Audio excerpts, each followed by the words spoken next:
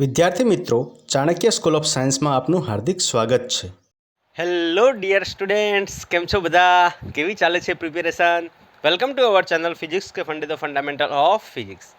આજે આપણે એક નવો ટોપિક સ્ટાર્ટ કરવા જઈ રહ્યા છીએ. કોનો? તરલ ડાયનેમિક્સનો. અને એ છે બર્નોલીઝનું સમીકરણ અથવા બર્નોલીનો પ્રમેય. હવે બર્નોલીનો પ્રમેય જે છે એ આપણે ભણીએ એના પહેલાં તમે ઓલરેડી કયું ભણી ચૂક્યા છો? સાતત્ય સમીકરણ ભણી ચૂક્યા છો.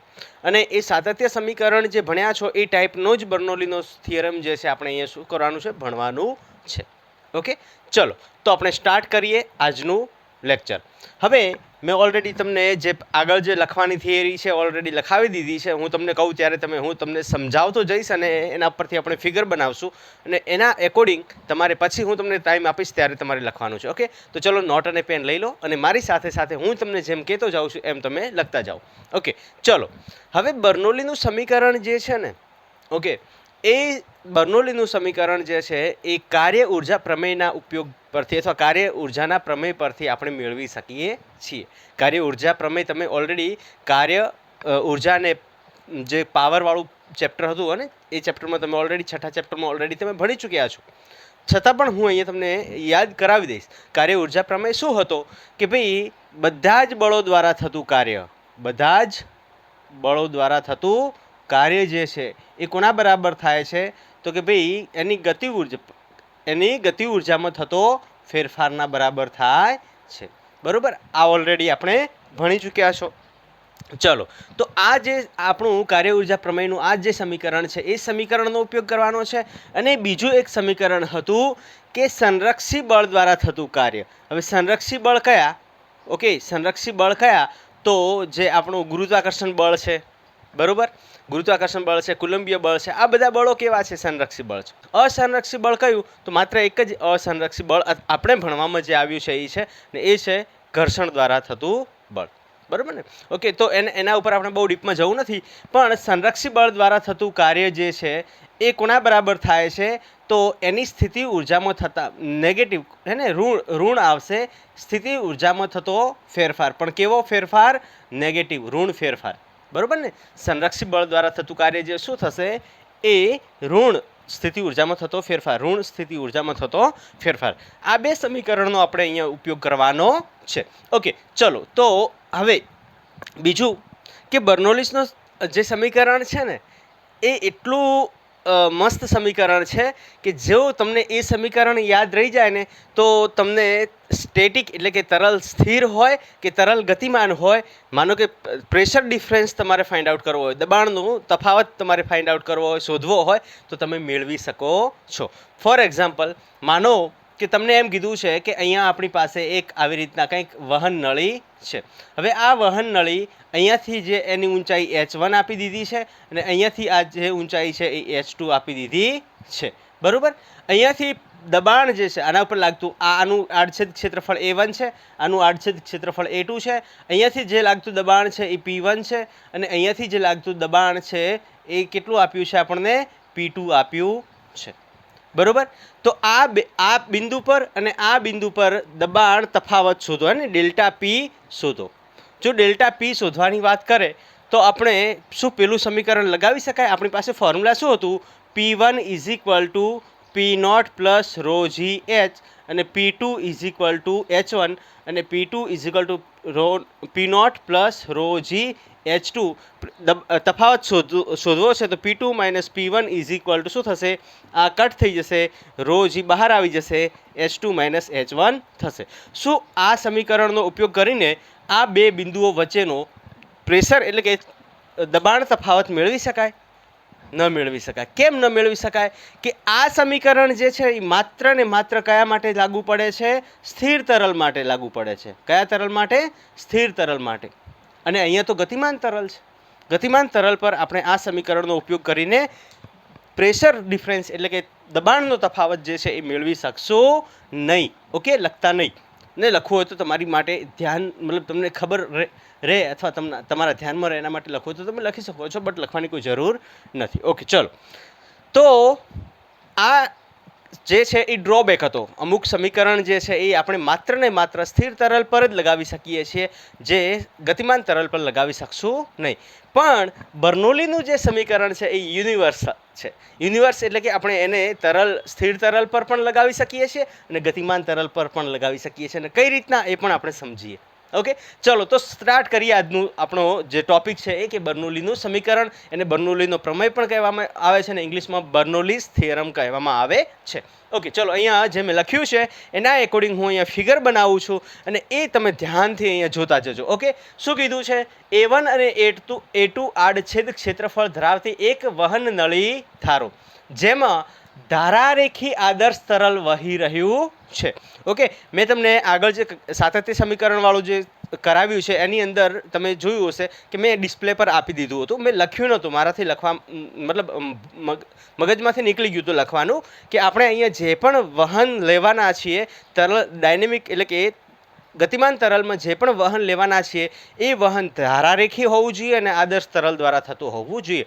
આ બે વસ્તુ તમારે ઓલવેઝ ધ્યાનમાં રાખવાની છે. અહીંયા થતું વહન જે છે એ ધારારેખી અને આદર્શ તરલ દ્વારા થતું વહન જે છે એ જ આપણે કન્સિડર કરવાનું છે ગતિમાન તરલમાં. ઓકે, તો A1 અને A2 આડછેદ ક્ષેત્રફળ ધરાવતી એક વહન નળી ધારો જેમાં ધારારેખી આદર્શ તરલ વહી રહ્યું છે. તો અહીંયા જે કીધું છે એના એકોર્ડિંગ આપણે અહીંયા બનાવી દઈએ ફિગર. માનો કે આ જે છે A1 આડછેદ ક્ષેત્રફળ ધરાવે છે અને એક A2 આડછેદ ક્ષેત્રફળ ધરાવતું આ જગ્યા પર આપણને મળે છે. ઓકે, આ A2 આડછેદ ક્ષેત્રફળ ધરાવે છે, બરોબર. ઓકે, વહન નળી આપણે ધારી લીધી. હવે એમાં શું કીધું છે કે ધારારેખી આદર્શ તરલ વહી રહ્યું છે. માનો કે આની અંદર જે છે એ ધારારેખી વહન જે છે એ વહી રહ્યું છે. ધારારેખી વહન જે છે એ વહી રહ્યું છે. ધારારેખી એટલે કેવું કે જે કણો જે છે એ એક જ ગતિ માર્ગ પર ગતિ કર્યા કરશે ને, એનો માર્ગ બદલશે નહીં. ઓકે, પછી બીજો પોઈન્ટ હવે એના પરથી લઈએ કે વહેતા તરલમાં AB જેટલો પ્રવાહી ખંડ ધારો જેની ઊંચાઈ અનુક્રમે H1 અને H2 છે. માનો કે આ જે ગ્રાઉન્ડ છે આ ગ્રાઉન્ડ લઈ લીધું, બરોબર. અને અહીંયા આપણે પહેલાં એક પ્રવાહખંડ ધારી લઈએ અને આ પ્રવાહખંડને આપણે નામ આપી દઈએ A. ચલો આને નામ આપી દઈએ આપણે. અચ્છા, A1 આડછેદ ક્ષેત્રફળ છે ને, આ A1 આડછેદ ક્ષેત્રફળ, આ જે પ્રવાહખંડ આપણે લીધો A અને અહીંયા આપણે લઈ લઈએ B, બરોબર. આ A B, આ એક પ્રવાહખંડ આપણે અહીંયા ધારી લીધો, બરોબર ને. આ પ્રવાહખંડ કેટલો? AB જેટલો પ્રવાહખંડ આપણે ધારી લીધો, બરોબર. અહીંયાથી સ્ટાર્ટ કરીએ આ જગ્યાએથી અને આ જગ્યા પર આટલામાં આપણે AB જે છે એ શું ધારી લીધું છે? પ્રવાહખંડ ધારી લીધો છે. ક્લિયર? અચ્છા, AB જેટલો પ્રવાહખંડ ધારો જેની ઊંચાઈ અનુક્રમે H1 અને H2 એટલે કે એની ઊંચાઈ અહીંયાથી આ એની ઊંચાઈ કેટલી આપણને આપી દીધી છે? H1 આપી દીધી છે અને અહીંયાથી આ જે ઊંચાઈ આપી દીધી છે એ આપણને H2 ઊંચાઈ આપી દીધી છે, બરોબર. વહેતા તરલના કારણે એ ભાગ પર P1 દબાણ અને V1 વેગ સાથે તરલ A1 આડછેદ ક્ષેત્રફળમાં દાખલ થાય છે. એટલે કે અહીંયાથી જે તરલ છે એ તરલ દાખલ થઈ રહ્યું છે, જેનું દબાણ આપણને કેટલું આપ્યું છે? P1, જેનો વેગ આપણને કેટલો આપ્યો છે? V1. અને કયા આડછેદ ક્ષેત્રફળમાં? તો કે A1 આપણે જે લીધું છે એ આડછેદ ક્ષેત્રફળમાં એ દાખલ થાય છે. અને એવી જ રીતે હવે તમે જુઓ એવી જ રીતે અહીંયાથી તરલ જે છે એ શું થઈ રહ્યું છે? બહારની તરફ જઈ રહ્યું છે. અહીંયાથી તરલ શું થશે? બહારની તરફ જશે કે નહીં જાય? જેમ આપણે કાલે મેં તમને સાતત્ય સમીકરણમાં પેલા બબલ્સ બનાવીને દેખાડ્યા હતા કે આટલું કદ જે છે એ એન્ટર અહીંયા થશે તો એટલું કદ અહીંયા બહાર નીકળે છે, બરોબર ને. એ જ કન્સેપ્ટ અહીંયા લીધો છે, પણ એને મેં બબલ્સ નથી બનાવ્યા કેમ કે બબલ્સ બનાવવા જઈશ તો આપણે થિયરમ જે છે મતલબ જે આ થિયરી છે એ સમજવામાં થોડુંક ડિફિકલ્ટી થઈ જશે. એટલા માટે હું આ એરો પણ એટલા બધા બનાવીશ નહીં. ઓકે, ચલો હવે તમે જુઓ કે જ્યારે આ બી ભાગ છે એના ઉપર લાગતું દબાણ અહીંયાથી જ્યારે પ્રવાહીને ધક્કો લાગે છે, અહીંયાથી પ્રવાહીને જ્યારે P1 દબાણથી અહીંયા ઉપરની તરફ ધક્કો મારવામાં આવે છે, દબાણ બળ લગાવવામાં આવે છે અથવા દબાણ લાગે છે, તો અહીંયા પણ ઓલરેડી શું કર્યું છે? પ્રવાહી પડ્યું જ છે કેમ કે આની અંદર ઓલરેડી વહેતું પ્રવાહી છે. અને આ જગ્યા પર જે વહેતું પ્રવાહીનો જે ભાગ છે આ AB આપણે એની અંદરનો ખંડ લીધો છે. અહીંયા રહેલું જે પ્રવાહી છે એ પ્રવાહી કઈ દિશામાં? તો કે ભાઈ વિરુદ્ધ દિશામાં. કયું દબાણ લગાવશે? P2 જેટલું દબાણ લગાવશે. અને આ જે છે એ કેટલા વેગથી આગળ વધશે? તો કે V2 વેગથી આગળ વધશે. અને કયા આડછેદ ક્ષેત્રફળમાંથી? તો કે A2 આડછેદ ક્ષેત્રફળમાંથી. ઓકે, એવી જ રીતે બી ભાગ પર P2 દબાણ જે V1 વેગ ધરાવતા તરલની વિરુદ્ધ દિશામાં A2 આડછેદ ક્ષેત્રફળ પર લાગી રહ્યું છે, જ્યાં તરલ બહાર નીકળે છે. અહીંયાથી તરલ બહાર નીકળે છે. દબાણ કેમ વિરુદ્ધ દિશામાં લાગે છે? કેમ કે અહીંયા રહેલું જે દબાણ છે, અહીંયાથી જ્યારે કોઈ ધક્કો આવે છે તો અહીંયા રહેલું જે દબાણ છે, જડત્વનો નિયમ અહીંયા લાગુ પડશે. અહીંયા રહેલા દબાણ જે છે એ અહીંયા રહેલું જે તરલ છે એ કોના પર, તો આ જે આપણે ખંડ AB ખંડ લીધો એના પર એક વિરુદ્ધ દિશામાં એક દબાણ ઉદ્ભવાવે છે. બરોબર કે નહીં? ક્લિયર અહીંયા સુધી? અચ્છા, હવે તમે જુઓ કે આ જે દબાણ વધુ હોવાના કારણે અહીંયા આટલો જે AB ખંડ છે ને એ ખંડ આપણો કંઈક આગળ વધે છે.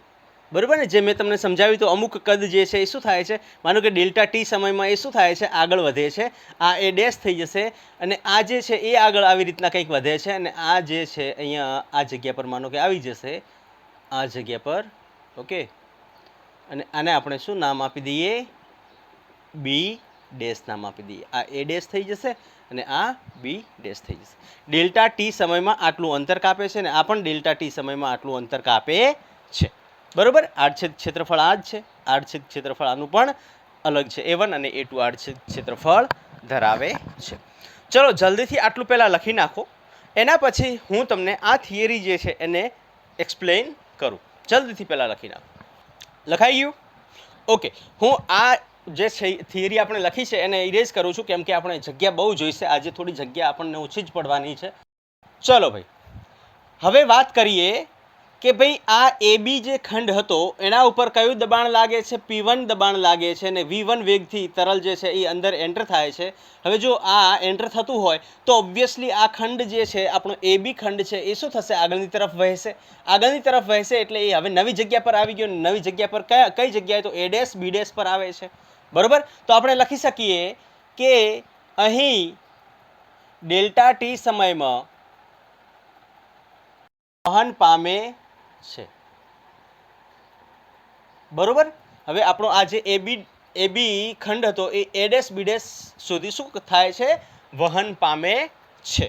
ક્લિયર? અચ્છા, હવે અહીંયા તમે જુઓ કે આ જે છે આ ખંડ A થી A ડેશ આવે છે અને આ ખંડ B થી B ડેશ આવે છે. અહીંયા આ ખંડ A થી A ડેશ આવે છે એની પાછળનું કારણ શું છે? અને આ કેટલા સમયમાં જાય છે? ડેલ્ટા ટી સમયમાં. આ પણ ડેલ્ટા ટી સમયમાં. જો આ અહીંયાથી અહીંયા જાય છે તો એના પર કોઈ કાર્ય કરી રહ્યું છે. આના પર કોણ કાર્ય કરી રહ્યું છે? તો હવે તમે જુઓ અહીંયા આપણે કાર્ય ઉર્જા પ્રમેય જે છે એ થિયરી લગાવવાની છે. હવે કાર્ય ઉર્જા પ્રમેયની થિયરી શું કહે છે કે ભાઈ જે તે પદાર્થ પર લાગતા જેટલા પણ બળો છે એને એના દ્વારા જે થતું કાર્ય છે એ શું આપશે આપણને? તો ગતિ ઉર્જામાં થતો ફેરફાર આપે છે. બરોબર? હવે આના પર કયા કયા, પહેલાં તો આપણે શોધવું પડશે કે ભાઈ કયા કયા આના પર બળો લાગી રહ્યા છે. તો આના પર માત્ર બે જ બળો લાગી રહ્યા છે. એક કયું બળ લાગી રહ્યું છે? એક આ દબાણ બળ, હે ને? દબાણ બળ લાગી રહ્યું છે. દબાણ બળ જે છે એને આપણે શું નામ આપી શકીએ? ભાઈ તરલ દ્વારા, હે ને? તરલનું બળ. બરોબર ને? ભાઈ દબાણ બળ કોના લીધે લાગે છે? તરલના લીધે લાગે છે, તો તરલ બળ થશે.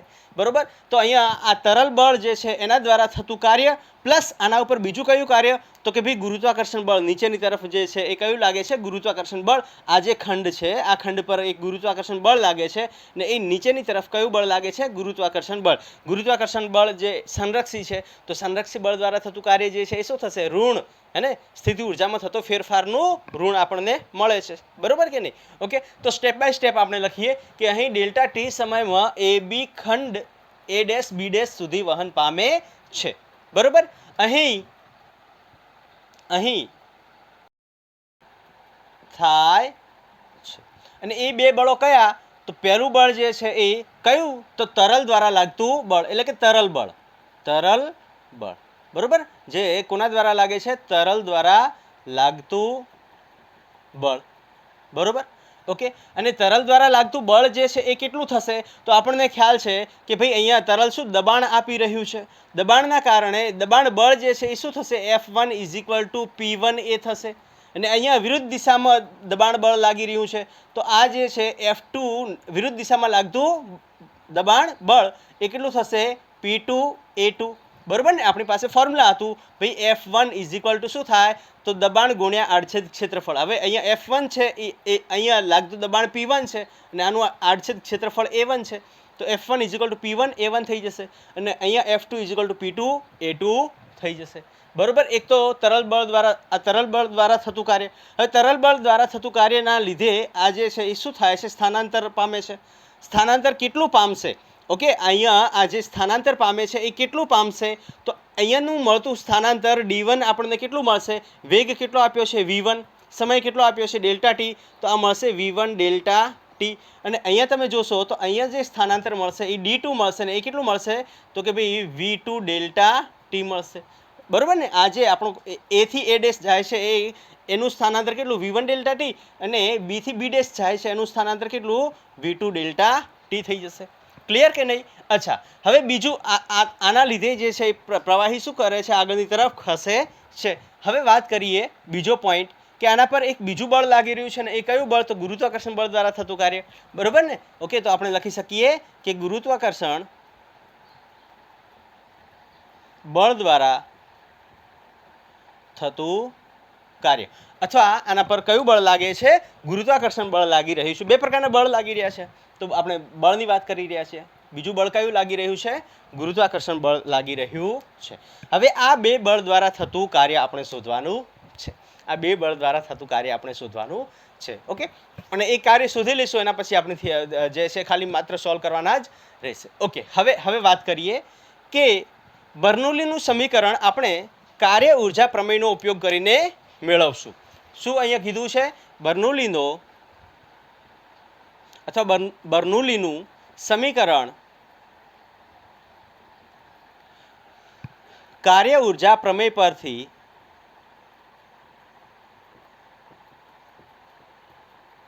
મેળવશું. હવે એ કઈ રીતના મળે છે એને આપણે વાત કરી લઈએ બરોબર.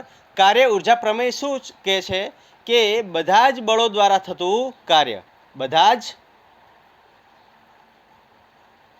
બળો દ્વારા આ શું કાર્ય છે? W શું દર્શાવે? કાર્ય. કોના દ્વારા? બધા જ બળો દ્વારા થતું કાર્ય એ કોના બરાબર થાય છે? તો કે ભાઈ ગતિ ઉર્જામાં થતો ફેરફારના બરાબર થાય છે. બધા જ બળો દ્વારા થતું કાર્ય ગતિ ઉર્જાના ફેરફારના બરાબર થાય છે. તો અહીંયા બધા જ બળો કયા કયા? તો એક તો તરલ બળ દ્વારા થતું કાર્ય ને એક ગુરુત્વાકર્ષણ બળ દ્વારા થતું કાર્ય બરોબર ને.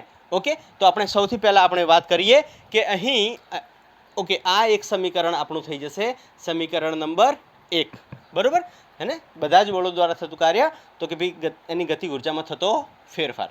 ક્લિયર? કાર્ય ઉર્જા પ્રમેય શું કહે છે કે બધા જ બળો દ્વારા થતું કાર્ય આપણને શું મળે છે? ગતિ ઉર્જામાં થતો ફેરફાર જેટલું મળે છે. અચ્છા, હવે વાત કરીએ કે અહીં તરલ બળ દ્વારા થતું કાર્ય, અલગ અલગ કાર્ય શોધવા પડશે ને. તો આપણે શોધીએ. અહીં તરલ બળ દ્વારા થતું કાર્ય, તરલ બળ દ્વારા થતું કાર્ય જે છે એ કેટલું મળશે? તો કે WF ઇઝ ઇક્વલ ટુ, હવે તમે જુઓ કે તરલ બળ અહીંયાથી A થી A ડેશ સુધી અહીંયા થતું કાર્ય પ્લસ અહીંયા B થી B ડેશ સુધી જે તરલ વહે છે, A થી A ડેશ સુધી જે તરલ વહે છે અહીંયા જે થતું કાર્ય પ્લસ B થી B ડેશ જે વહે છે એના પર થતું કાર્ય, બંનેનો શું થઈ જશે? અહીંયા સરવાળો થઈ જશે.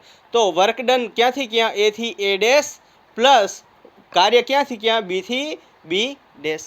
અચ્છા, A થી A ડેશ જે કાર્ય મળશે, કાર્યનું ફોર્મ્યુલા શું છે આપણી પાસે? કાર્ય ઇઝ ઇક્વલ ટુ શું થાય? તો કે ભાઈ બળ ભાગ્યા સ્થાનાંતર, બળ ગુણ્યા સ્થાનાંતર, બળ ગુણ્યા સ્થાનાંતર હે ને. આ જે છે એ શું મળશે આપણને? કાર્ય ઇઝ ઇક્વલ ટુ બળ ગુણ્યા સ્થાનાંતર. હવે બળ ગુણ્યા સ્થાનાંતર એનો મતલબ શું થયો કે હવે તમે જુઓ આ સપાટી પર A1 પર કેટલું બળ લાગી રહ્યું છે? તો બળ લાગી રહ્યું છે F1 P1 A1 અને સ્થાનાંતર કેટલું થયું? V1 delta T. કાર્ય જે છે ક્યાંથી ક્યાં? A થી A ડેશ જવા માટે તરલને તરલ દ્વારા A થી A ડેશ અહીંયા તરલ બળ લાગી રહ્યું છે. તરલ બળના કારણે આ જે આપણો ખંડ છે એ ખંડ ક્યાંથી ક્યાં? A થી A ડેશ જાય છે. A થી A ડેશ જાય છે ત્યારે થતું કાર્ય જે છે એ શું થશે? તો કે ભાઈ F1 D1 plus F2 D2. હવે તમે જુઓ કે અહીંયા જે બળ જે છે એ વિરુદ્ધ દિશામાં લાગી રહ્યું છે. વિરુદ્ધ દિશામાં લાગી રહ્યું હોવાના કારણે આપણે આ જે છે આ પોર્શન કેવો લેશું? ઋણ લેશું બરોબર. તો આ શું થઈ જશે આપણી પાસે? F1 ની જગ્યાએ શું થશે?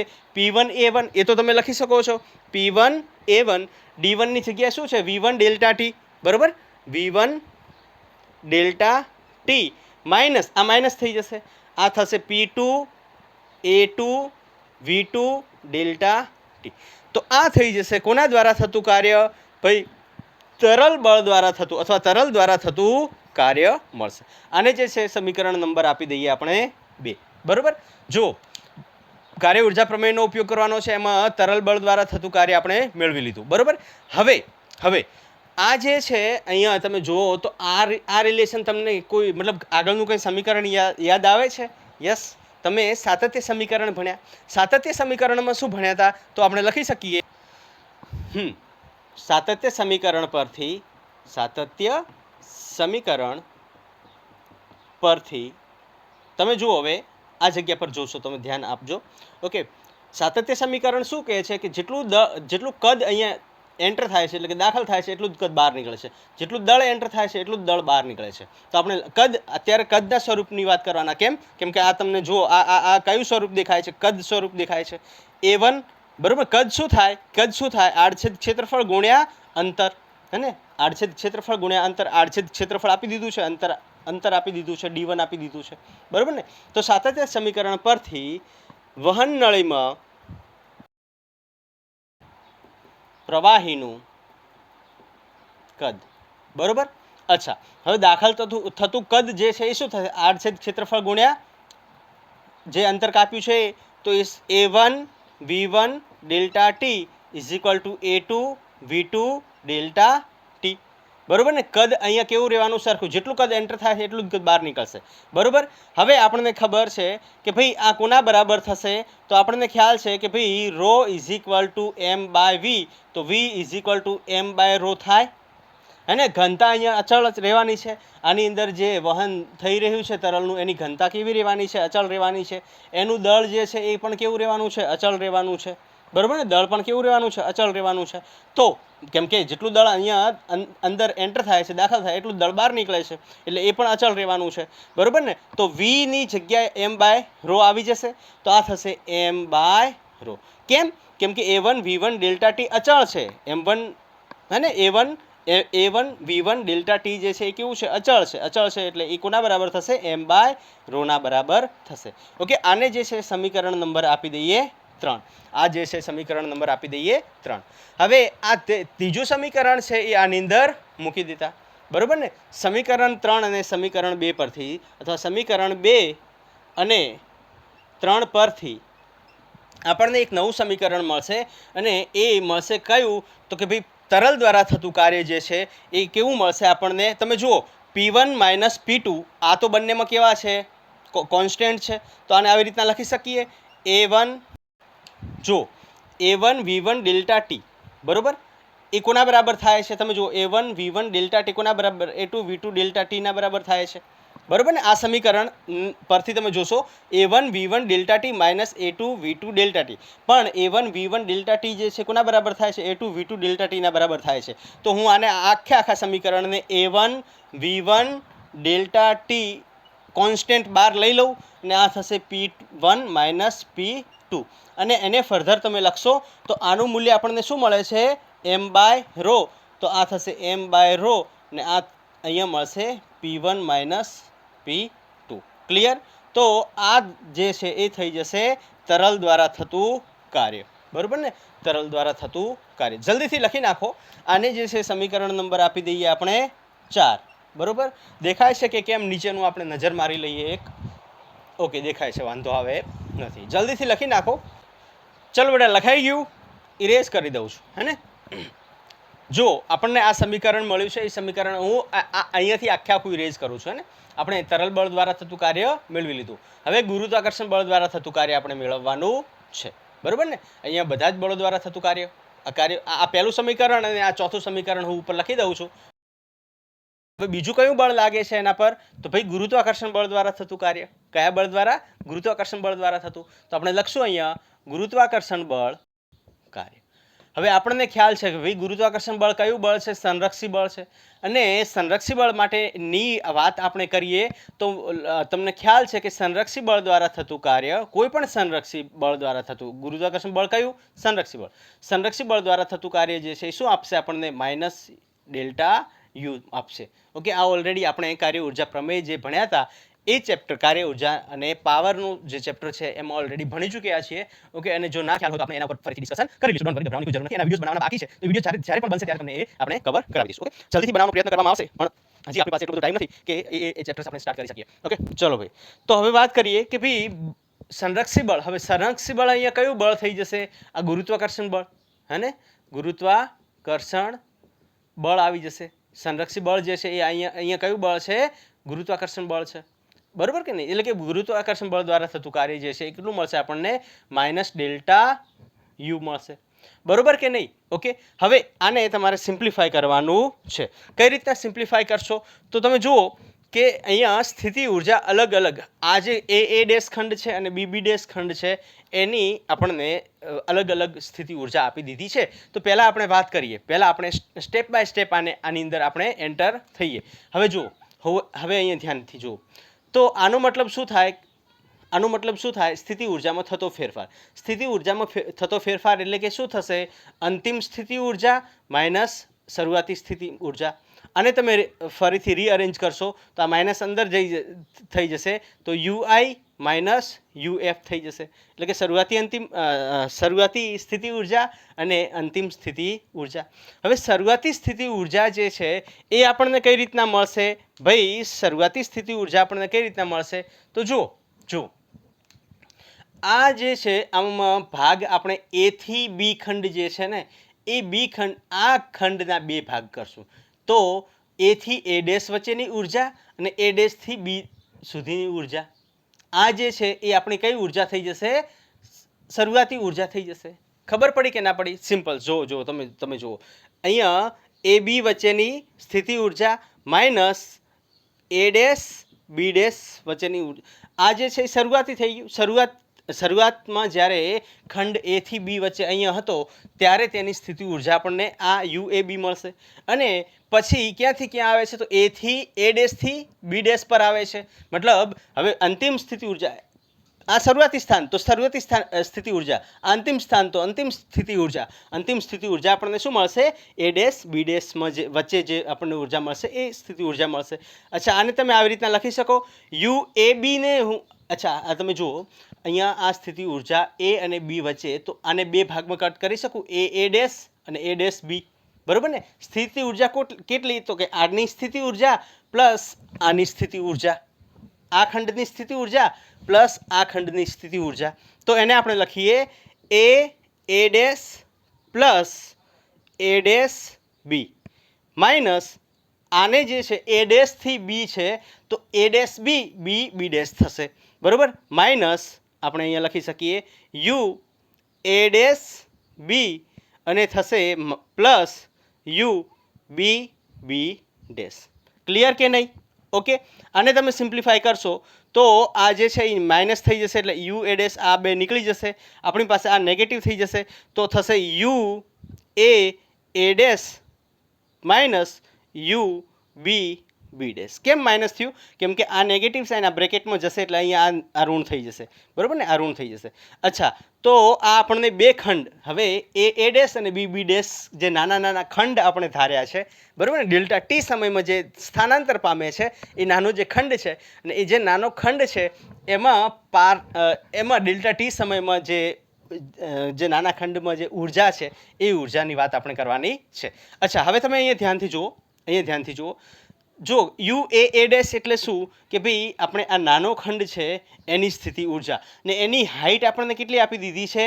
H1 આપી દીધી છે.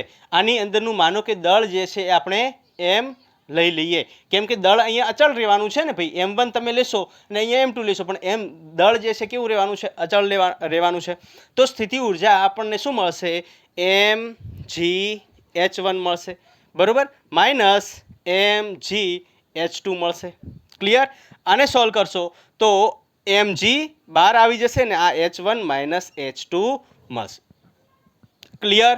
તો સંરક્ષી બળ દ્વારા થતું કાર્ય જે છે, એટલે કે ગુરુત્વાકર્ષણ બળ દ્વારા જે થતું કાર્ય છે WG આપણે લઈ લઈએ, હે ને? WG એટલે કે ગુરુત્વાકર્ષણ બળ દ્વારા થતું કાર્ય. WG એટલે શું થશે? ગુરુત્વાકર્ષણ બળ દ્વારા થતું કાર્ય. અહીંયા આપણે લખી દઈએ WG. તો આ જે સમીકરણ થઈ જશે એ આપણું સમીકરણ નંબર કયું થઈ જશે? 5 થઈ જશે, બરોબર ને? સમીકરણ નંબર કયું થઈ જશે? 5. ચલો જલ્દીથી આટલું લખી નાખો. ઓકે, લખાઈ ગયું? ચલો જો હવે અહીંયા આપણે આ નાના નાના ભાગ કેમ લીધા એની પાછળનું રીઝન શું છે, કેમ આપણે આ બધું કર્યું, અને આપણે ડાયરેક્ટ mgh1 માઇનસ mgh2 નહોતા લખી શકતા? ન લખી શકીએ. કેમ ન લખી શકીએ? કેમ કે અહીંયા તમને જો સમજાવું કે અહીંયા જે છે UAB છે. UAB એટલે કે આપણી પાસે આ AB આખો ખંડ જે છે એની વાત કરી છે.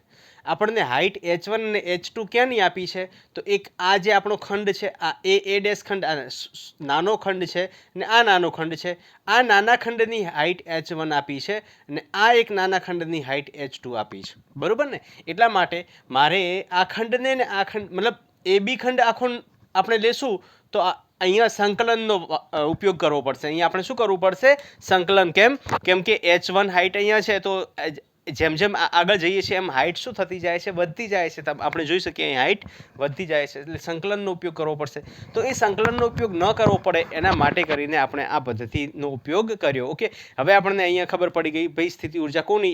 એ ડેશની, એટલે કે આની સ્થિતિ ઉર્જા. અને આની સ્થિતિ ઉર્જા આપણને કઈ રીતના મળશે? તો કે ભાઈ આજે આપણે જો આ નાનો સૂક્ષ્મ ખંડ છે ને, બહુ નાનો ખંડ છે, નાનો ખંડ હોવાના કારણે આની આ જગ્યા પરથી આ હાઇટ અને આ જે હાઇટ છે એ ઓલમોસ્ટ કેવી થશે? અહીંયાથી આ હાઇટ જે છે ઓલમોસ્ટ સમાન થશે.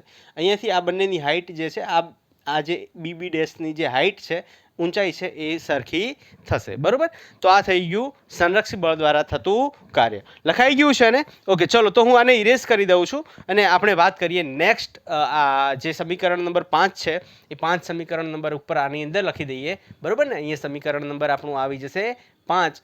ભાઈ કોના દ્વારા? ગુરુત્વાકર્ષણ બળ દ્વારા થતું કાર્ય. ને એ આપણને કેટલું મળે છે? તો કે ભાઈ mg અહીંયા મળે છે H1 માઇનસ H2, બરોબર કે નહીં? આને ઇક્વેશન નંબર 5 આપી દઈએ. હવે આગળ વાત કરીએ. હવે જુઓ તમે કે કાર્ય ઉર્જા પ્રમેય પરથી બધા જ બળો દ્વારા થતું કાર્ય જે છે એ કોના બરાબર થાય છે? ભાઈ એની ગતિ ઉર્જામાં થતો ફેરફારના બરાબર થાય છે, બરોબર? તો આપણે લખી શકીએ કે સમીકરણ 4 અને 5 ને સમીકરણ 1 માં મૂકતા, અહીંયા તમે સમીકરણ 1 માં મૂકશો તો બધા જ બળો એટલે કયા બળો? અહીંયા બધા જ બળો એટલે કયા બળો? તો કે WF પ્લસ WG. અહીંયા બે જ બળ આના પર લાગી રહ્યા છે. એક તો તરલ બળ લાગી રહ્યું છે ને ગુરુત્વાકર્ષણ બળ લાગી રહ્યું છે. એ કોના બરાબર થશે? તો કે ભાઈ જે તરલ વહી રહ્યું છે એની ગતિ ઉર્જામાં થતો ફેરફારના બરાબર મળશે. ક્લિયર કે નહીં? અચ્છા, હવે તમે જુઓ WF આપણને આપી દીધું. ચલો એને હાલ આપણે આની અંદર વેલ્યુઝ મૂકતા નથી. આ ગતિ ઉર્જાનું જે સમીકરણ છે આ સમીકરણને આપણે થોડુંક મેળવી લઈએ. ઓકે, આ સમીકરણને આપણે થોડું મેળવી લઈએ. હવે જો ગતિ ઉર્જા જે છે એ પહેલાં આપણે આ ખંડની લેવી પડશે ને આ ખંડની લેવી પડશે. સિમ્પલ, બરોબર? હવે આ ખંડની મેળવવા માટે શું કરવું પડશે? તો ગતિ ઉર્જા શું થાય? તો કે અંતિમ ગતિ ઉર્જા, હે ને? અંતિમ ગતિ ઉર્જા માઇનસ શરૂઆતી ગતિ ઉર્જા, બરોબર? અંતિમ ગતિ ઉર્જા આપણને કેટલી મળે છે? અહીંયાથી જલ્દી તમે જુઓ. અંતિમ ગતિ ઉર્જા તમે જોશો તો જો સિમ્પલ, પહેલાં આપણો ખંડ AB, આ ખંડ અહીંયા છે, બરોબર? ત્યારે એની ગતિ ઉર્જા, ત્યારે એનો વેગ v1 છે. સિમ્પલ, અહીંયા છે ત્યારે એનો વેગ v1 છે. આમ જાય છે ત્યારે એનો વેગ કેટલો થાય છે? v2 થાય છે. એટલે આપણે અહીંયા લખી શકીએ કે કોની ગતિ ઉર્જા? ગતિ ઉર્જા એ અંતિમ ગતિ ઉર્જા જે છે એ કયા ખંડની ગતિ ઉર્જા થશે? A ડેશ B ડેશની ગતિ ઉર્જા થશે, બરોબર? માઇનસ શરૂઆતી ગતિ ઉર્જા છે એ કોની? તો A અને B જે આપણો ખંડ છે એની ગતિ ઉર્જા. હવે આપણે કોની વાત કરવાની છે? નાના નાના સૂક્ષ્મ ખંડની વાત કરવાના છીએ. તો આ જે છે આ ફોર્મ્યુલા આપણે આગળ આપણે સ્થિતિ ઉર્જામાં જેવી રીતના કર્યું તો એવી રીતના જ કરીએ, બરોબર ને? તો હું અહીંયા K લખી દઉં. K એની જગ્યાએ K A ડેશ B. જો A dash B dash, A dash B dash, A dash B ડેશને હું A ડેશ B અને B ડેશ લખી શકું. બે ભાગમાં કરી શકીએ ને આપણે. તો આપણે અહીંયાથી લખી શકીએ કે A dash B plus K B dash minus K. જો આને કૌંસમાં લઈ લઈએ. AB એટલે A ડેશ અને A ડેશ B, બરોબર ને? AB તો A ડેશ B, બરોબર? તો આ થશે A dash plus K A dash B, બરોબર? એને સોલ્વ કરશો તો હવે તમે જુઓ આની અંદર આ માઇનસ થશે તો આ કટ થઈ જશે, આ બે કટ થઈ જશે, આ જે વધશે એ મળશે કે બી બી ડેશ માઇનસ કે એ ડેશ. હવે કે બી ડેશ અહીંયા વેગ કેટલો આપ્યો છે આપણને v2 આપ્યો છે અને એ ડેશનો વેગ કેટલો આપ્યો છે આપણને v1 આપ્યો છે. તો ગતિ ઉર્જાનું સમીકરણ શું છે? 1/2 m બી ડેશ એટલે શું થશે? v2 નો વર્ગ, બરોબર ને, માઇનસ 1/2 m v1 નો વર્ગ. ક્લિયર કે નહીં? ઓકે, અહીંયા સુધી એકદમ ક્લિયર. અચ્છા, હવે આની અંદર કોન્સ્ટન્ટ જે છે એ બહાર લઈ લઈએ, તો 1/2 અચળ વેલ્યુ જે છે એ બહાર લઈ લઈએ, એમ v2 નો વર્ગ માઇનસ v1 નો વર્ગ. ઓકે, આ જે છે એ ઇક્વેશન નંબર થઈ જશે આપણું 6. ક્લિયર? આ જે છે એ કયું સમીકરણ થઈ જશે? 6. સમજાઈ ગયું કે નહીં? હવે સમીકરણ 6 માં સમીકરણ 4 અને 5 મૂકી દો. સમીકરણ 6 માં આ શું મળ્યું આપણને? WF plus WG is equal two આ વેલ્યુ મળે છે, બરાબર. સમીકરણ 6 માં સમીકરણ 4 અને 5 નું મૂલ્ય મૂકતા, બરાબર ને. સમીકરણ 6 માં સમીકરણ 4 અને 5 મૂકતા આપણને શું મળશે? ભાઈ WG અહીંયા જે આપ્યું છે એ હું લખી દઉં છું ને. WF કેટલો આપ્યું? તો m બાય રો આ થશે P1 માઇનસ P2, બરાબર, પ્લસ mg આ થશે H1 minus H2 is equal to 1/2 m અહીંયા થશે v2 નો વર્ગ માઇનસ v1 નો વર્ગ. ક્લિયર કે નહીં? ઓકે, હવે આને એક્સપાન્ડ કરી દો તમે. બંને બાજુ કઈ કઈ વેલ્યુ કટ થઈ જાય છે? એમ બધી બાજુથી શું થઈ જશે? કટ થઈ જશે, બરોબર. તો અહીંયા વધશે P1 by rho minus P2 by rho, બરોબર. આ થશે પ્લસ GH1, બરોબર ને, minus GH2 is equal two આ શું થશે? v2 વર્ગ ભાગ્યા 2 માઇનસ v1 નો વર્ગ ભાગ્યા 2. હવે એક વાળા ટર્મ આ બાજુ લઈ દો અને બે વાળા ટર્મ પેલી બાજુ લઈ જાઓ. તો આ એક વાળું ટર્મ અહીંયા છે તો આને આપણે એઝ ઇટ ઇઝ રાખીએ P1 બાય રો, બરોબર. અચ્છા, આ પ્લસ GH1, આ જે 1 વાળું છે આ માઇનસ છે, નેગેટિવ છે, આ બાજુ આવશે એટલે પ્લસ થઈ જશે, પ્લસ v1 નો વર્ગ ભાગ્યા 2 is equal to same to same અહીંયા શું થશે? P2 આ જે છે અહીંયા ઋણ છે, આ બાજુ જશે ધન થશે, P2 by rho plus GH2 plus v2 નો વર્ગ ભાગ્યા 2. ક્લિયર કે નહીં? ઓકે, હવે તમે આ સમીકરણને રો વડે ગુણી નાખો. બંને બાજુ રો વડે એટલે કે ઘનતા વડે ગુણી નાખો. ચલો પહેલાં લખી નાખો, એના પછી આપણે આગળ એ સમીકરણને મેળવીએ. જલ્દીથી લખી નાખો ત્યાં સુધી, અને પછી આપણે આગળનું સમીકરણ મેળવીએ. ઓકે, આ સાઈડનું લખાઈ ગયું છે? વિડીયોને પોઝ કરીને લખતા રહો. તો અહીંયા શું કીધું છે? આને આ જે છે ને ઉપરના સમીકરણને તમે અહીંયા લખી નાખો. અહીંયા ઉપરના સમીકરણને રો વડે બંને બાજુ અથવા બંને બાજુ હે ને બંને બાજુ રો વડે ગુણતા આપણે શું કરવાનું છે? બંને બાજુ રો વડે ગુણી નાખશું. આને રો વડે ગુણશું તો આ શું થઈ જશે? P1 થઈ જશે. શું થઈ જશે?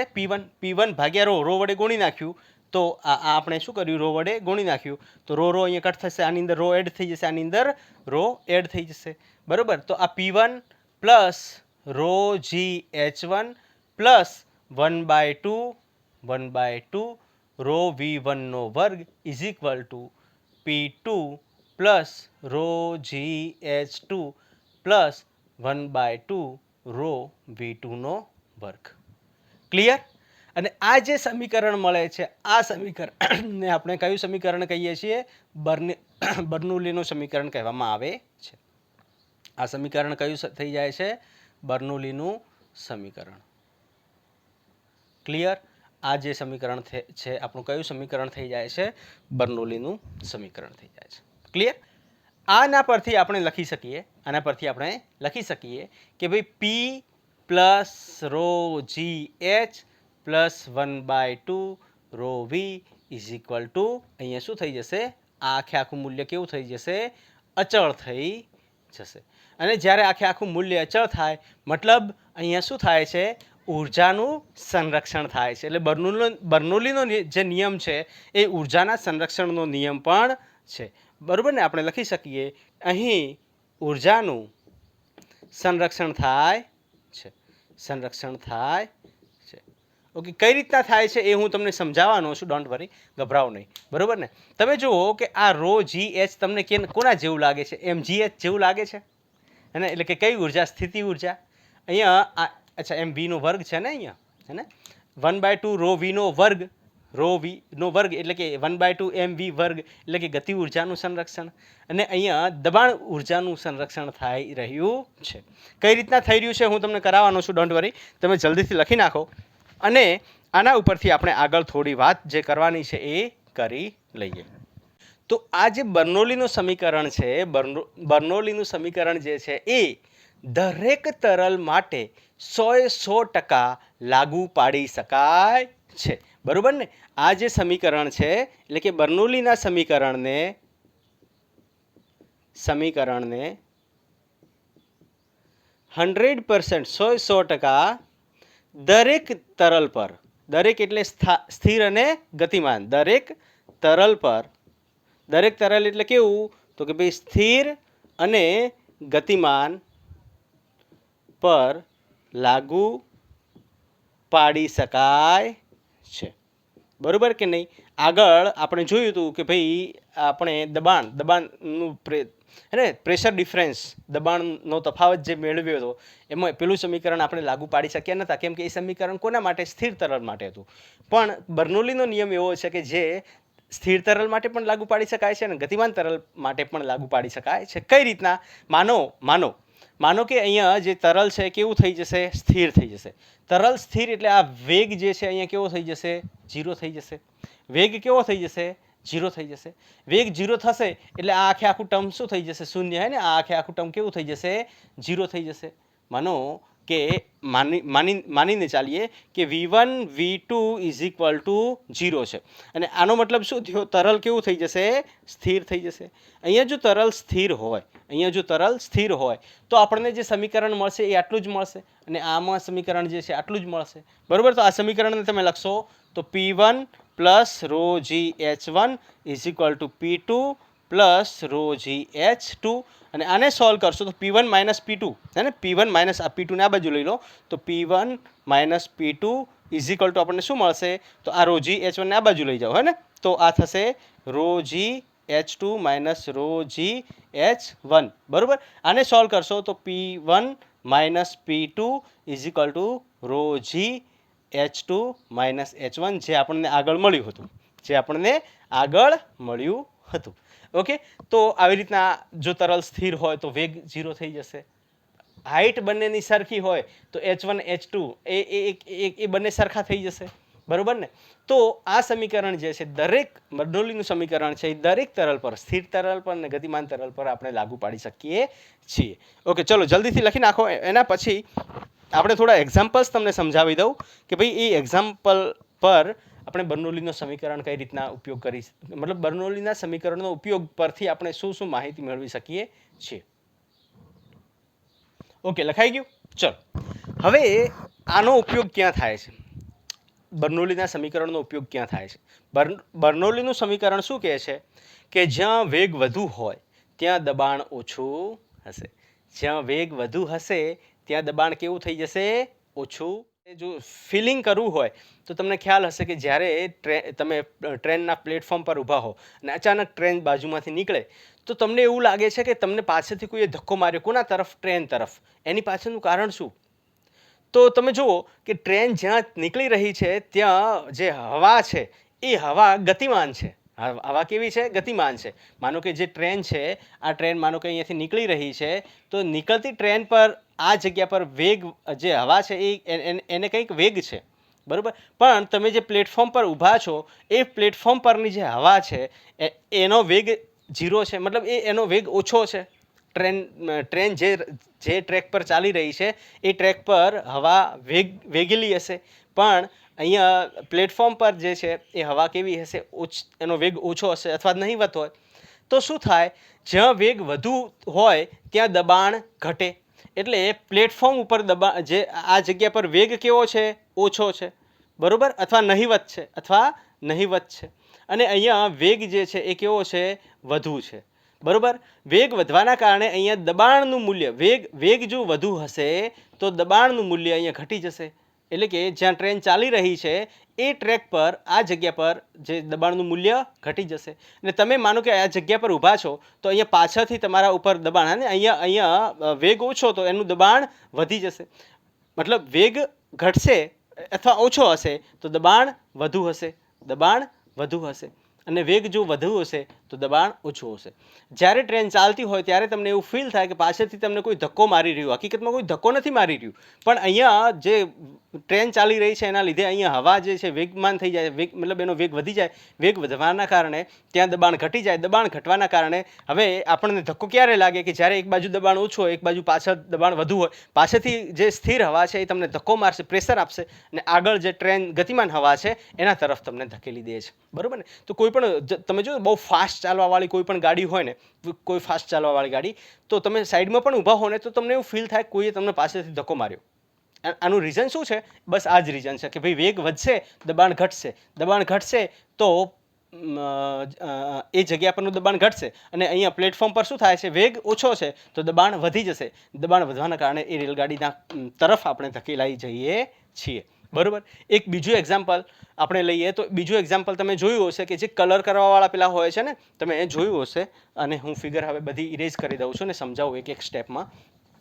ઓકે, તમે જોયું હશે ઘણી જગ્યાએ, ઓકે, કે જે કલર કરવાવાળા હોય છે એ લોકોને આવી રીતના કંઈક નોઝલ હોય છે, ને આ નોઝલથી અહીંયા નીચેની તરફ એક જે છે સળિયો હોય છે, ને એ સળિયાની ઉપર આ લોકો કલરનું ડબલું જે છે એ ભીડાવતા હોય છે, બરાબર.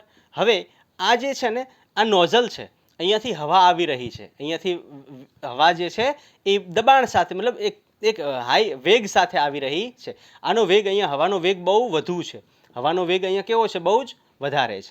હવાનો વેગ વધારે હોવાના કારણે અહીંયાનું દબાણ જે છે એ શું થઈ જશે, ઘટી જશે. અહીંયા વેગ કેવો છે, વધારે છે, તો દબાણ કેવું થઈ જશે. અહીંયા તમે જુઓ તો અહીંયા કન જે હવા છે એ એની હવાનો વેગ કેવો છે, 0 છે, હે ને. કન્ટેનર, આ આપણી પાસે જે કન્ટેનર છે એનો વેગ, અંદરની હવા જે છે એનો વેગ 0 છે.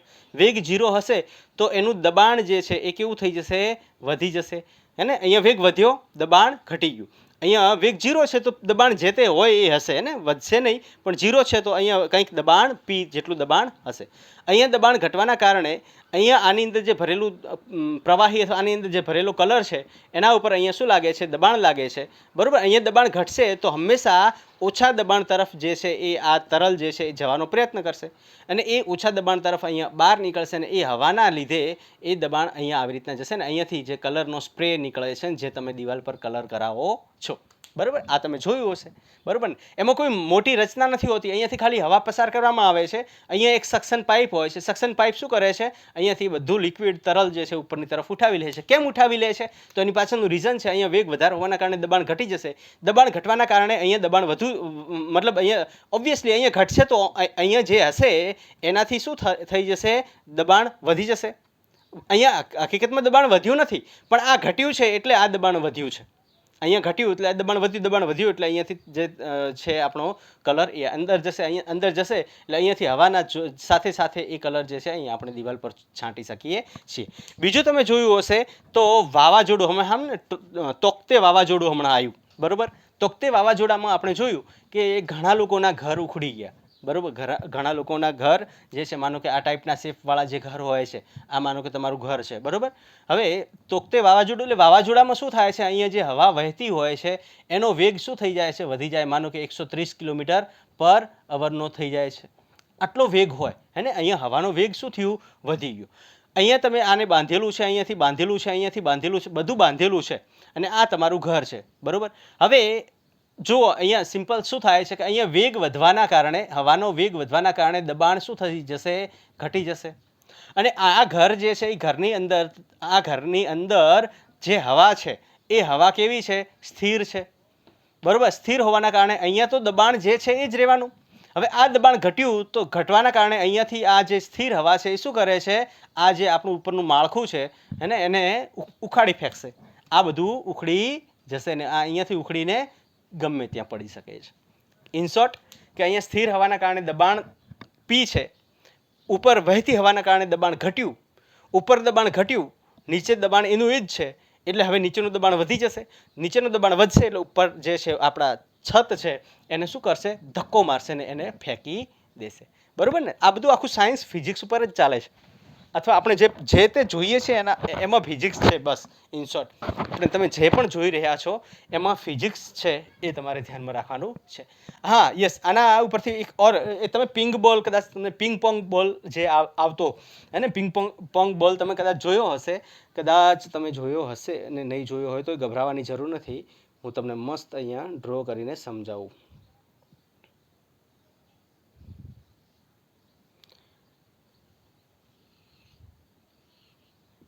ઓકે, અહીંયા એક ભૂંગળી હોય છે. આવી રીતના આપણે શું કરતા હોય? ફૂંક મારતા હોઈએ છીએ. અહીંયા આપણે એક ફૂંક મારતા હોઈએ છીએ. ફૂંક મારીએ એટલે અહીંયાથી હવા જે છે એ ગતિમાન, મતલબ અહીંયા વેગ હવાનો કેવો થઈ જશે? વધી જશે. આ જગ્યા પર એક એવી દડી હોય છે નાની, અને એ દડી નીચેની તરફ, આ જગ્યા, આ મતલબ નળી છે ને, નળીની આ જગ્યા પર નીચેની તરફ બસ આ જગ્યા પર જ રહે છે. એ ક્યાંય દૂર જતી નથી, નીચે પડતી નથી. કારણ શું? આને પિંગ બોલ કહેવાય, અને પિંગ બોલ કહેવાય. અને આ જે આખું તંત્ર છે એને પિંગ પોંગ બોલ કહેવામાં આવે છે. હે ને? કોઈ પિંગ બોલ કહેતા હોય છે, કોઈ પિંગ પોંગ બોલ કહેતા હોય છે. હવે આને ફૂંક મારે છે. ફૂંક મારવાના કારણે અહીંયા હવાનો વેગ વધી ગયો. હવાનો વેગ વધ્યો એટલે દબાણ શું થાય છે? ઘટી જાય છે. હવે દબાણ ઘટી જવાના કારણે આ બાજુથી લાગતું દબાણ, આ બાજુથી લાગતું હવાનું જે દબાણ છે એ વધી જશે. આ બાજુથી લાગતું દબાણ વધી જશે, અને અહીંયા હવાનો વેગ એટલો છે કે આ દબાણને એ શું કરે છે? સંતુલિત કરી નાખે છે. એટલે પિંગ પોંગ બોલ જે છે અહીંયા જ ગોળ ગોળ ગોળ ગોળ ફરે રાખશે.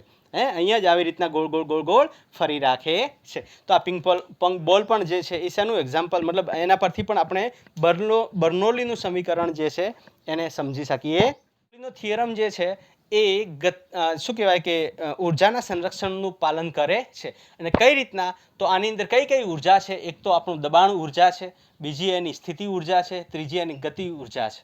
બરાબર?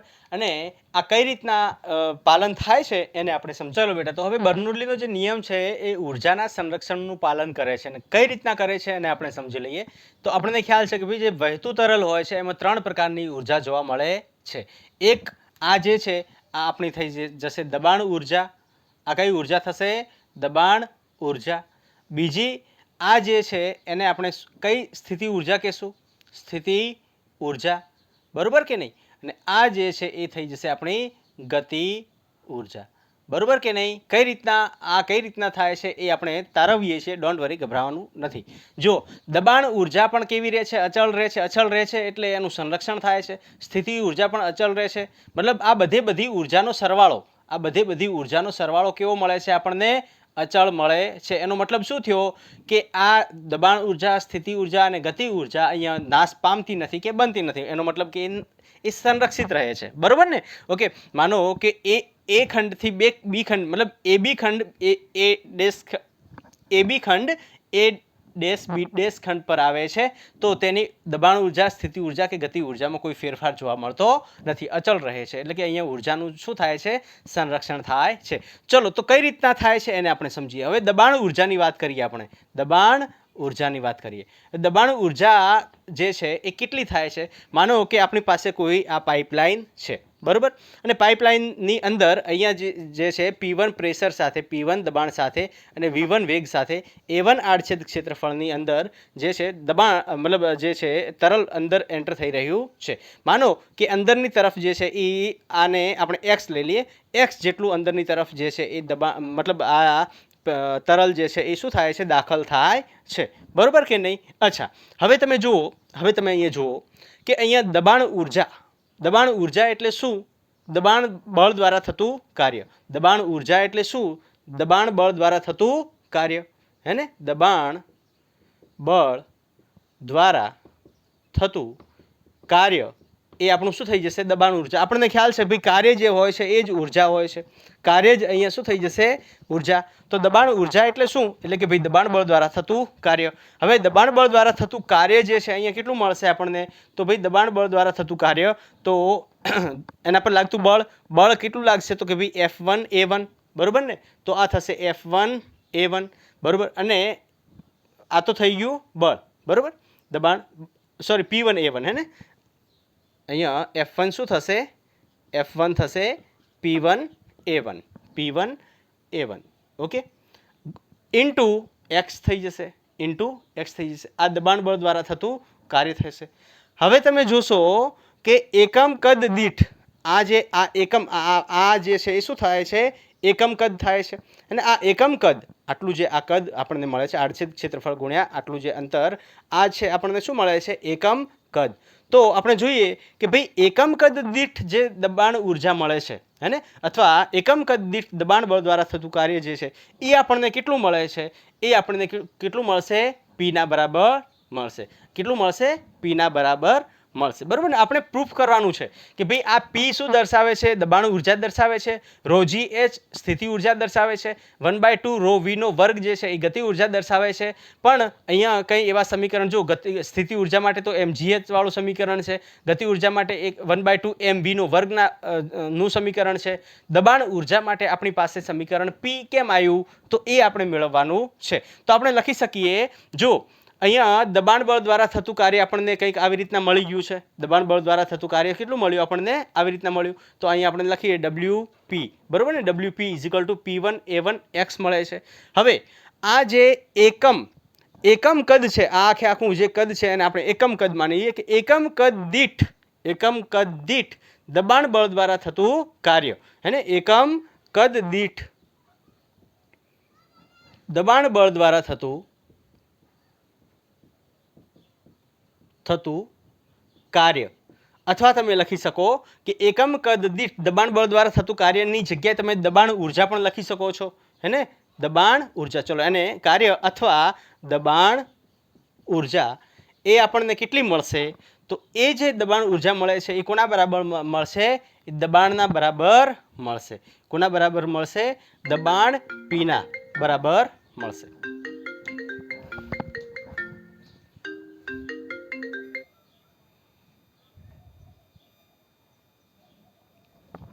ઓકે, તો એ દબાણ P ના બરાબર મળશે. ક્લિયર અહીંયા સુધી? એકમ કદ દીઠ દબાણ બળ દ્વારા થતું કાર્ય અથવા દબાણ ઉર્જા જે છે એ દબાણ P ના બરાબર મળે છે. કઈ રીતના મળે છે આપણે જોઈ લઈએ. ભાઈ એકમ કદ દીઠ એટલે કે WP બાય એકમ કદ, એટલે કે અહીંયા આપણે કદ લગાવી દઈએ. કદ શું થાય? તો કે આડછેદ ક્ષેત્રફળ ગુણ્યા જે સ્થાનાંતર છે એ X. તો WP આપણને કેટલું મળ્યું? તો P1 A1 X by A1 X. X cut થશે, એ કટ થઈ જશે ને એ શું મળશે આપણને? P મળશે. P1 અહીંયા માનો કે દબાણ P1 ની જગ્યાએ P હોત, અહીંયા આપણે માનો કે દબાણ જે છે P લીધું હોત, હે ને? ચલો, A1 નથી લેતા, આપણે P લઈએ તો આ શું થશે? P1 A1 ની જગ્યાએ PA X થઈ જશે ને આ થઈ જશે AX, બરોબર? તો દબાણ આપણને મળી જશે. ક્લિયર કે નહીં? તો દબાણ ઉર્જા અહીંયા P શું દર્શાવે છે? દબાણ ઉર્જા એકમ કદ દીઠ દબાણ ઉર્જા દર્શાવે છે. આ P શું દર્શાવે છે અહીંયા? એકમ કદ દીઠ દબાણ ઉર્જા. એટલે કે આ આપણી પાસે જે વહન નળી છે, વહન નળીમાંથી એકમ કદ દીઠ દબાણ ઉર્જા જે છે એ આપણને શું આપે છે? દબાણ આપે છે. એટલે કે P આપણને મળે છે. ચલો, આ એક પોઈન્ટ પતી ગયો. હવે બીજા પોઈન્ટની વાત કરીએ, ભાઈ સ્થિતિ ઉર્જા. હવે જો તમે સ્થિતિ ઉર્જા બીજો પોઈન્ટ જે છે એને આપણે વાત કરી લઈએ. બીજો પોઈન્ટ શું છે? સ્થિતિ ઉર્જા. ઓકે, હવે સ્થિતિ ઉર્જાનું ફોર્મ્યુલા શું આપણી પાસે? તો ભાઈ 1/2 mv નો વર્ગ. સ્થિતિ ઉર્જાનું ફોર્મ્યુલા શું થશે? 1/2 mv નો વર્ગ. અચ્છા, તો એકમ કદ દીઠ દબાણ પર લાગતું બળ અથવા એકમ કદ દીઠ સ્થિતિ ઉર્જા, સ્થિતિ ઉર્જા 1/2 mgh થશે ને? ઓકે, ગતિ ઉર્જાનું મેં લખી નાખ્યું, અહીંયા આપણે ચેન્જ કરી દઈએ. ઓકે, સ્થિતિ ઉર્જા શું થશે? mgh. આ આપણું ફોર્મ્યુલા છે, એક જનરલ સમીકરણ આપણે ડિરાઈવ કરેલું છે કાર્ય ઉર્જામાં, હે ને? સ્થિતિ ઉર્જા કોના બરાબર થશે? mgh ના બરાબર થશે. હવે સ્થિતિ ઉર્જા mgh હોય તો એકમ કદ દીઠ સ્થિતિ ઉર્જા જે છે એ શું મળશે? એ આપણને આ સમીકરણ મળશે, બરોબર ને? તો આપણે અહીંયા લખી શકીએ કે એકમ કદ દીઠ સ્થિતિ ઉર્જા એ આપણને શું મળશે? રો જી એચ જેટલું મળશે. કોના બરાબર મળશે? રો જી એચ. કઈ રીતના? તો આપણે જોઈ લઈએ. ભાઈ એકમ કદ એટલે અહીંયા આ શું થાય છે? એમ જી એચ ભાગ્યા અહીંયા કદ છે ને, કદ, તો કદ આપણે વી મૂકી દઈએ. હવે આપણને ખ્યાલ છે ભાઈ કદ ઘનતા ઇઝ ઇક્વલ ટુ શું થાય? એમ ભાગ્યા વી. તો વી શું થશે? વી શું થશે? એમ ભાગ્યા રો થશે. આને આની અંદર મૂકી દો. આની અંદર મૂકશો તો આ થશે એમ જી એચ ભાગ્યા એમ ભાગ્યા રો. એમ એમ કટ થશે, રો ઉપર થશે, ઉપર જશે તો આ થઈ જશે રો જી એચ. બરોબર. એકમ કદ દીઠ સ્થિતિ ઉર્જા આપણને કેટલી મળે છે? રો જી એચ. એટલે આ બીજું ટર્મ જે છે, પહેલું ટર્મ આપણને શું દર્શાવે છે? એકમ કદ દીઠ દબાણ ઉર્જા. બીજું ટર્મ શું દર્શાવે છે? એકમ કદ દીઠ સ્થિતિ ઉર્જા. અને ત્રીજું જે ટર્મ છે એ શું દર્શાવે છે? એકમ કદ દીઠ ગતિ ઉર્જા. ઓકે, તો આપણે ત્રીજા ટર્મની વાત કરીએ. ભાઈ ગતિ ઉર્જાનું ફોર્મ્યુલા શું હતું આપણી પાસે? ગતિ ઉર્જા એટલે કે કાઇનેટિક એનર્જી. કાઇનેટિક એનર્જીનું ફોર્મ્યુલા શું હતું? 1/2 mv નો વર્ગ. બરોબર. અચ્છા, તો એકમ કદ દીઠ ગતિ ઉર્જા એટલે કે કાઇનેટિક એનર્જી, હે ને, ગતિ ઉર્જા, કાઇનેટિક એનર્જી આપણને કેટલી મળે છે? તો એ આપણને આ 1/2 રો વી વર્ગના બરાબર મળે છે, જે આપણને બર્નોલીના સમીકરણમાં આ ટાઈપનું કંઈક જોવા મળે છે. બરાબર ને? મતલબ બીજું ટર્મ જે છે એ શું દર્શાવે છે એ આપણે અહીંયા નક્કી કરવાનું છે. તો એકમ કદ દીઠ ગતિ ઉર્જા શું થશે? એટલે આ 1/2 થશે, આ એમ વીનો વર્ગ થશે ભાગ્યા વી. વી શું થઈ જશે? અહીંયા કદ થઈ જશે. બરોબર. હવે વી આપણને ખ્યાલ છે, વી શું થશે? એમ બાય રો થશે. તો આને સોલ્વ કરશો તો 1/2 એમ વીનો વર્ગ ભાગ્યા એમ રો થશે. એમ રો. એમ એમ કટ થશે, રો ઉપર જશે તો આપણને શું મળશે? 1/2 રો વીનો વર્ગ, જે બર્નોલીનું ત્રીજું પદ દર્શાવે છે. ખ્યાલ આવી ગયો? ખ્યાલ આવી ગયો કે નહીં? તો આના ઉપરથી આપણે કહી શકીએ કે કોઈ પણ વહન નળીમાંથી પસાર થતું તરલની કુલ ઉર્જા અને એકમ કદ દીઠ કુલ ઉર્જા જે છે એ કેવી રહેશે?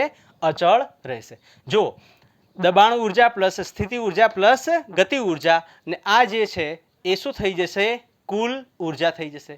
બરોબર કે નહીં? તરલની કુલ ઉર્જા આપણને કેટલી મળશે? તો કે દબાણ ઉર્જા પ્લસ સ્થિતિ ઉર્જા પ્લસ ગતિ ઉર્જા. આ આપણી કઈ ઉર્જા થઈ જશે? કુલ ઉર્જા થઈ જશે. હવે આ જે કુલ ઉર્જા જે છે એ કેવી રહેશે? અચળ રહેશે. કુલ ઉર્જા જો અચળ રહેતી હોય તો એ કયા નિયમનું પાલન કરે છે? ઉર્જાના સંરક્ષણનું પાલન કરે છે. બરોબર ને? કુલ ઉર્જા અહીંયા કેવી રહે છે? હવે આ કુલ ઉર્જા પણ કેવી રીતના? કુલ ઉર્જા તો કે એકમ કદ દીઠ, હે ને, એકમ કોઈ પણ, ચલો હું તમને અહીંયા લખાવી દઉં છું જેથી કરીને તમારે એક સારી એવી નોટ બની જાય. ચલો ભાઈ, અહીંયા સુધીનું તમે લખી નાખો, અહીંયા સુધીનું તમે લખી નાખો, પછી હું આ ભાગને ઇરેઝ કરીને તમને લખાવી દઉં. વિડીયોને પોઝ કરીને લખો. ઓકે, એ કેવી હોય છે? ઉર્જા અચળ રહે છે. ઓકે, આ આપણે બર્નોલીનું જે સમીકરણ તારવ્યું એના ઉપરથી આપણે એક આવું તારણ લખી શકીએ છીએ કે ભાઈ એકમ કદ દીઠ વહન નળીમાંથી વહેતા તરલની કુલ ઉર્જા. હવે આપણે આ બધા એકમ કદ દીઠની ઉર્જા બધા સમીકરણ પરથી આપણને મળી ગયું, એને દબાણ ઉર્જા, એકમ કદ દીઠ વહેતી દબાણ ઉર્જા પી મળે, એકમ કદ દીઠ સ્થિતિ ઉર્જા રો જીએચ મળે, એકમ કદ દીઠ ગતિ ઉર્જા આપણને આ મળે છે, અને એ મૂલ્ય કેવું મળે છે? અચળ. એટલે કે એકમ કદ દીઠ જે કુલ ઉર્જા મળે છે એ કેવી મળે છે? અચળ મળે છે. અને આ જે છે એ શું દર્શાવે છે? કે ભાઈ અહીંયા ઉર્જાના સંરક્ષણનું પાલન થાય છે. બરોબર કે નહીં? અચ્છા, હવે બીજો પોઈન્ટ આવે. માનો કે આ જે સમીકરણ આપણું હતું, આપણી પાસે સમીકરણ કયું છે? પી પ્લસ રો જી એચ પ્લસ 1/2 રો વીનો વર્ગ ઇઝ ઇક્વલ ટુ અચળ. બરોબર. આ સમીકરણને હું કોના વડે?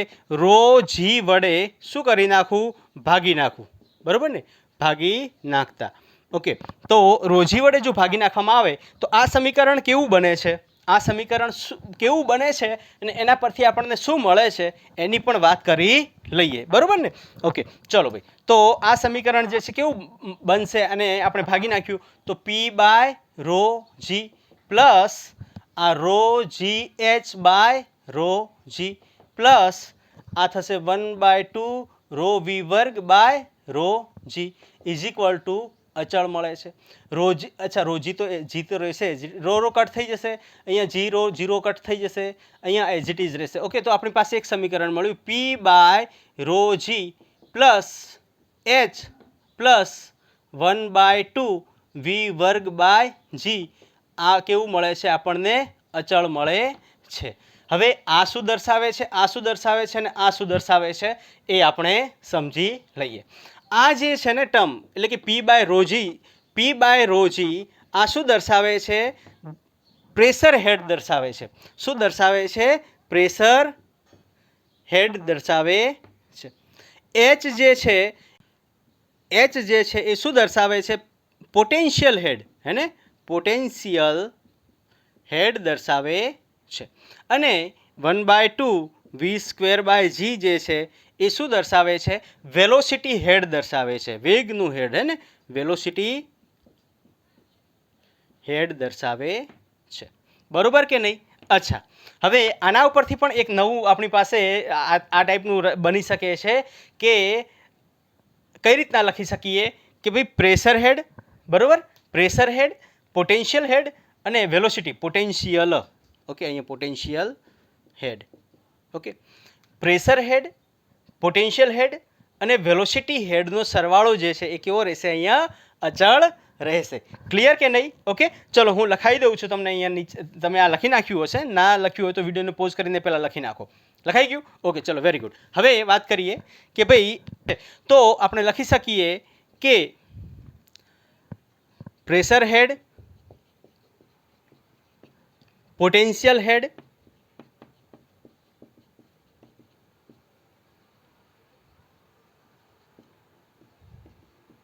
અને વેલોસિટી હેડ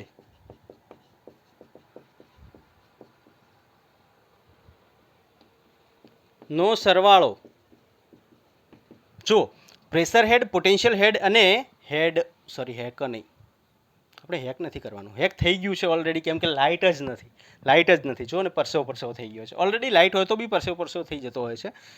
પ્રેશર હેડ, પોટેન્શિયલ હેડ અને વેલોસિટી હેડ નો સરવાળો જે છે એ આપણને કેવો મળશે, એનો સરવાળો જે છે એ અચળ મળે છે અથવા અચળ હોય છે. બરોબર, આ એક બીજું ટર્મ મળે છે. ક્લિયર કે નહીં? પ્રેશર હેડ એચ એટલે કે પોટેન્શિયલ હેડ અને વેલોસિટી હેડનો સરવાળો અચળ મળે છે. ક્લિયર કે નહીં? ઓકે, ચલો જલ્દીથી લખી નાખો. એના પછી એક પ્રશ્ન હું ખાલી કરાવી દઉં અને એ પ્રશ્ન કરીને આપણે આજનું લેક્ચર, હવે જેટલું લાંબુ થાય એટલું ભલે થાય, આપણે આજનું લેક્ચર જે છે ક્લોઝ કરશું. જલ્દીથી પહેલાં લખી નાખો. ચલો બેટા, પ્રશ્ન આપી દીધો છે કે આકૃતિમાં દર્શાવ્યા મુજબ. એ પ્રશ્ન આખો મેં લખ્યો નથી, આકૃતિમાં જ સમજાવી દીધું છે ને. અહીંયા V1 વેગથી જે તરલ છે અંદર એન્ટર થઈ રહ્યું છે, જેનું આડછેદ ક્ષેત્રફળ A1 અને આડછેદ ક્ષેત્રફળ A2 બે આડછેદ ક્ષેત્રફળ આપી દીધા છે અને ઘનતા જે છે પ્રવાહીની આટલી આપી છે. તમને એમ કીધું છે, પ્રશ્ન એમ કીધો છે કે જે પહેલું આડછેદ ક્ષેત્રફળ, મતલબ આ આડછેદ અને આ આડછેદ જે છે એ બંને વચ્ચેનું જે દબાણ છે, દબાણનો તફાવત, અને માનો કે અહીંયા કંઈ દબાણ જે છે P1 છે અને અહીંયા દબાણ P2 છે, તો એનો તફાવત તમારે મેળવવાનો છે. ઓકે, P1 માઇનસ P2 એનો તફાવત આપણને શું મળે છે એ તમારે શોધવાનું છે. ઓકે, કઈ રીતના શોધશું? ચલો ભાઈ, અહીંયા તમે ડાયરેક્ટ બર્નોલીના સમીકરણનો ઉપયોગ કરીને પણ મેળવી શકો છો. સ્ટાર્ટ કરીએ. ચલો ભાઈ, બર્નોલીના સમીકરણ પરથી લખી શકીએ કે બર્નોલીના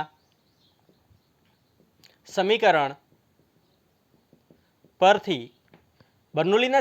પરથી આપણને શું મળે છે એ આપણે જોઈ લઈએ. તો આપણી પાસે સમીકરણ શું હતું? P1 = ρgh1 + 1/2 ρv1 વર્ગ P2 + ρgh2 + 1/2 ρv1 વર્ગ.